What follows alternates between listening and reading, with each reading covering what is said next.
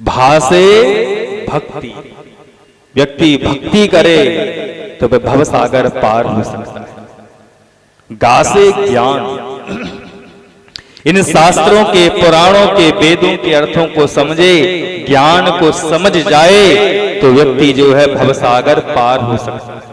इस संसार में रहकर भी सभी सुखों को प्राप्त कर सकता है, शांति को प्राप्त कर सकता है। भक्ति, ज्ञान, और तीसरा अक्षर आता है बा। बा से वैराग्य। वैराग्य किसे कहते हैं? संसार के साथ हम जो नेह करते हैं उसे प्रेम कहा गया है, लेकिन परमात्मा के साथ हम जब प्रेम करते हैं तो वह प्रेम भक्ति के रूप में प्रकट हो जाता है। वैराग्य विशेष राग बन जाता है। और चौथा अक्षर है ता। ता का मतलब है कि संसार में रहकर कुछ त्यागना है तो क्या त्याग? मोह को त्याग।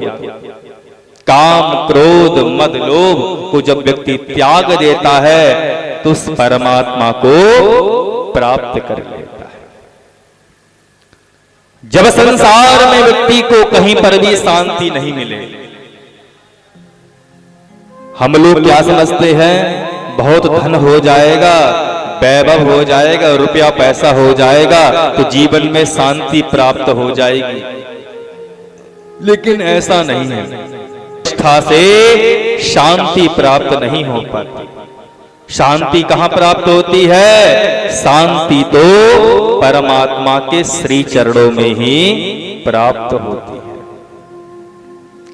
जब व्यास जी महाराज ने भागवत जैसे परम विशेष ग्रंथ की रचना करी, एक बार की बात, वेद व्यास जी महाराज जिन्होंने 17 पुराणों की रचना, अशांति ही प्राप्त हुई लेकिन शांति प्राप्त नहीं हुई। सरस्वती नदी के तट पर जब आकर उदास मन से बैठे हुए थे, कौन? व्यास जी महाराज। तो भगवान के जो मन है, नारद जी वो आए। नारद जी ने कहा, अरे व्यास जी महाराज, आप तो बड़े व्याकुल नजर आ रहे हैं, उदास हैं। क्या कारण है आपकी उदासी का? आप इतने उदास क्यों हैं? क्या कारण है? तो बताया व्यास जी महाराज ने कि अब तो हमारा जीवन काल भी परिपूर्ण होने वाला है। हमने महाभारत जैसे ग्रंथ की रचना करी।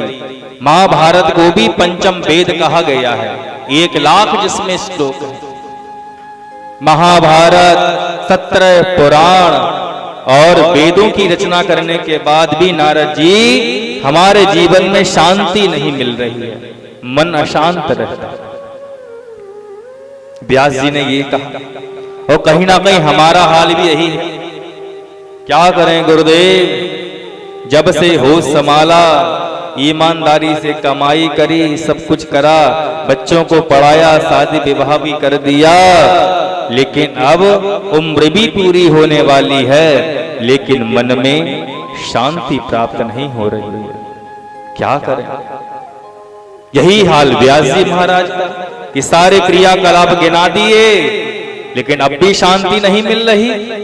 क्योंकि शांति कहां मिलती है? शांति तो शांताकार भगवान के चरणों में ही मिलती है। हरति पापानि दुष्टै रपस्मृतः। चाहे कितना भी दुष्ट कर्म में लिप्त हमारा चित्त हो, हमारी आत्मा हो, लेकिन जब हम हरि के चरणों में जाते हैं, हरति पापानि, पापम पापे पापानि, बहुवचन का प्रयोग किया गया। सारे पापों को हरण कर लेते हैं कौन? या तो हरि या हर हर महादेव, भगवान शंकर।